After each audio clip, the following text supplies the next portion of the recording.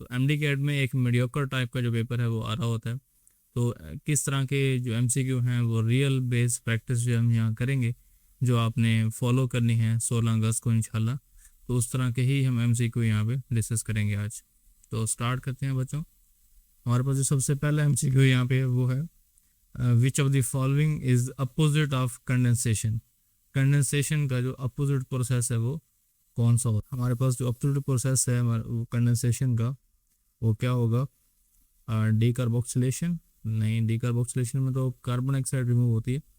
Condensation में क्या होता है कि दो मोनोमर होते हैं हमारे पास, दो मोनोमर इस तरह वो कंबाइन होंगे। कंबाइन होने के बाद जब वो मिलेंगे तो इस तरह वो कंबाइन हो जाएंगे ऐसे, और यहाँ पे वाटर का जो मॉलिक्यूल है वो रिलीज होगा। This is called as condensation. तो दूसरा इसका जो रिवर्स प्रोसेस होगा वो ये होगा कि हमारे पास सपोज कर लें दो ये मॉलिक्यूल पड़े, हम इनको ब्रेक करें, कैटालाइज करें, तो वाटर हमें यहाँ पे ऐड करना पड़ेगा। तो वाटर की एडिशन से ये दोनों मॉलिक्यूल जो होंगे ये स्प्लिट हो जाएंगे, इस तरह वाटर यहाँ पे ऐड होगा।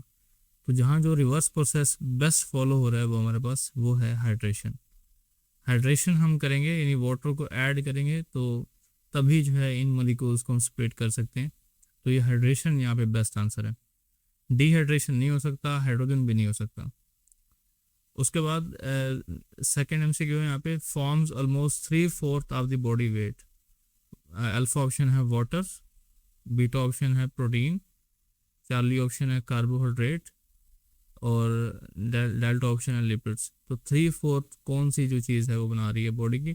आप पढ़ते हैं कि जो वाटर होता है वो लिविंग बॉडीज़ के अंदर कोई ऑलमोस्ट 70 to 90% जो है लिविंग बॉडीज़ के अंदर पड़ा होता है। तो water is more best answer. इसी तरह नेक्स्ट हमारे पास यहाँ पे है कि thermal stability of organism in the environment is because of which characteristic of water. कौन सी प्रॉपर्टी की वजह से थर्मल स्टेबिलिटी होती है, मतलब टेम्परेचर स्टेबलाइज रहता है, हमारी बॉडी का जो टेम्परेचर है वो चेंज नहीं होता। सॉल्वेंट प्रॉपर्टी तो ये होती है पानी की कि पानी सॉल्युबल होगा डिफरेंट चीज़ों में, डिफरेंट सॉल्यूट्स के अंदर, इसलिए पानी को हम यूनिवर्सल सॉल्वेंट भी कहते हैं। हीट कैपेसिटी ये होती है कि पानी में हीट को अब्जॉर्ब करने की एबिलिटी होती है। आयोनाइजेशन, पानी आयंस में कन्वर्ट होता है। ऑटो आयोनाइजेशन, सेल्फ आयोनाइजेशन का प्रोसेस जो है पानी में चल रहा होता है। प्रोटेक्शन, तो हमारे पास जो यहाँ बेस्ट आंसर है वो है हीट कैपेसिटी। दरअसल जब भी हम गर्मी में कहीं धूप पे बाहर जा रहे होते हैं, गर्मी में हम फिर रहे होते हैं, तो हमारी जो हीट है वो सराउंडिंग मीडियम से हमारी बॉडी के अंदर एंटर होती है। लेकिन हीट जब एंटर होती है तो हमारी बॉडी का टेम्परेचर चेंज नहीं होता, हमारी बॉडी का जो टेम्परेचर है वो कांस्टेंट ही रहता है। उसकी रीज़न ये है कि पानी जो है वो एक्स्ट्रा हीट को अब्जॉर्ब कर लेता है। तो पानी की हीट अब्जॉर्ब करने की इस एबिलिटी की वजह से हम जो है हमारी बॉडी में जो टेम्परेचर है वो स्टेबलाइज रहता है। इस तरह हमारे पास नेक्स्ट एमसीक्यू है। स्टेटमेंट ये है, biologically dash important play key role in maintaining the integrity of lipid bilayer membrane. कौन सी चीज़ है वो मेम्ब्रेन की लिपिड बायलेयर की इंटेग्रिटी को मेंटेन करती है? अल्फा ऑप्शन है, ये यूएचएस 23 में ये एमसीक्यू एग्जाम में आ चुके हैं। अल्फा ऑप्शन है hydrophilic exclusion, hydrophobic exclusion, heat of vaporisation, और इसके अलावा हीट कैपेसिटी। अभी हमने स्टडी किया था कि हीट कैपेसिटी की वजह से हमारी बॉडी में टेम्परेचर जो होता है वो स्टेबलाइज रहता है।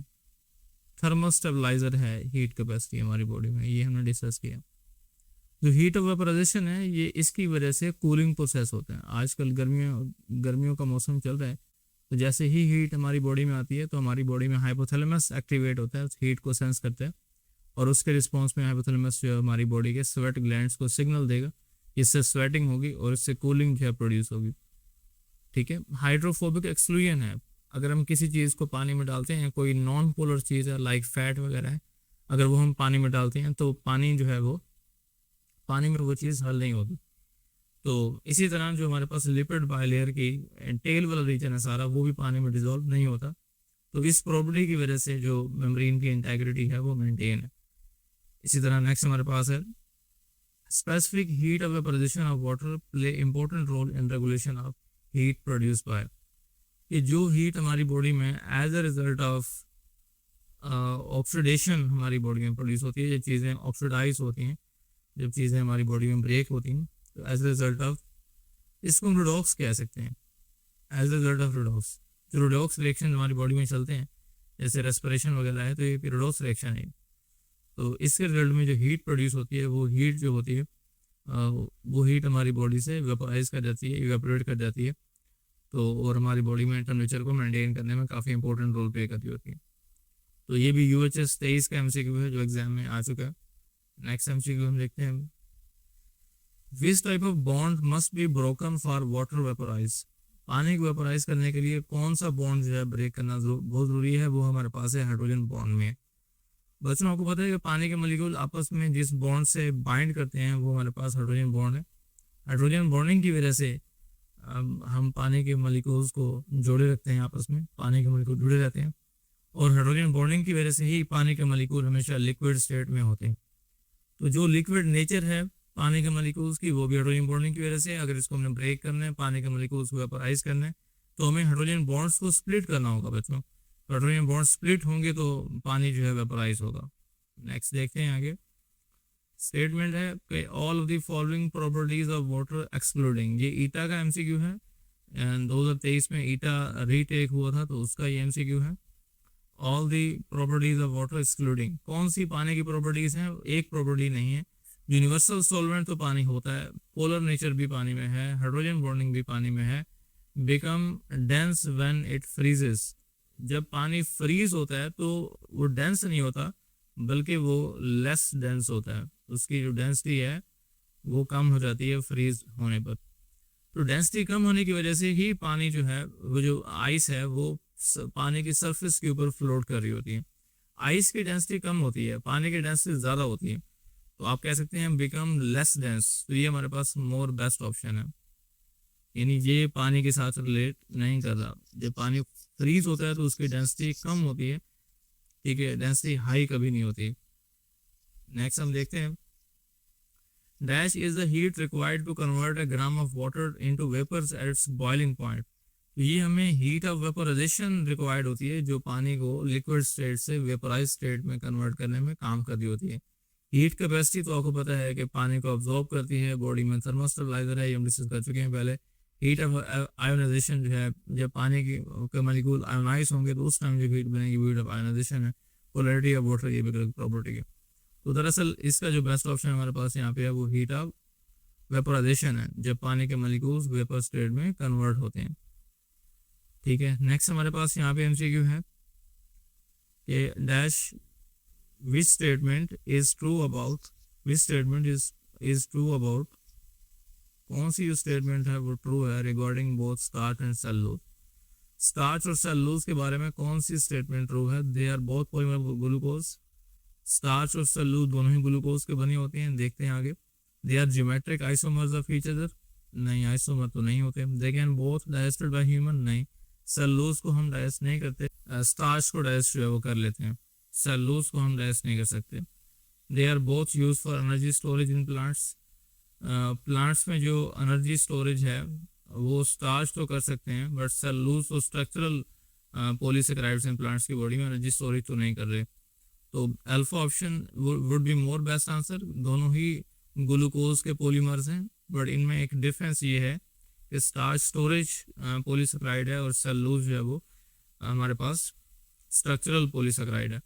और स्टार्च में अल्फा ग्लूकोज होता है और सेलुलोज में बीटा ग्लूकोज होता है।